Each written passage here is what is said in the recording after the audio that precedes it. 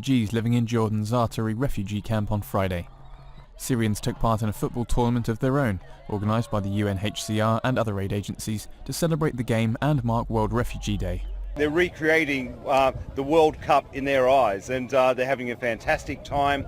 This match will be followed by a match involving women's teams, and this is what we have to focus on. We have to ensure that refugees are provided with safety, that they're allowed to cross into neighbouring countries. At least 600,000 registered Syrian refugees are living in Jordan. Officials say there are at least 1.3 million Syrians overall in Jordan, only a fraction of whom live in refugee camps.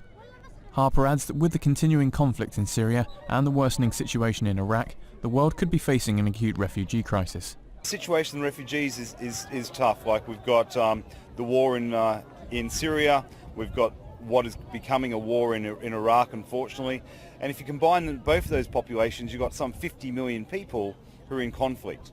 50 million people who don't know what's going to be happening tomorrow, and many of whom will be fleeing to neighbouring countries.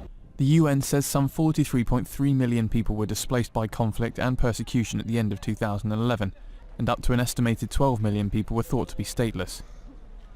It also reported that the number of refugees, asylum seekers and internally displaced people worldwide has for the first time in the post-World War II era exceeded 50 million people.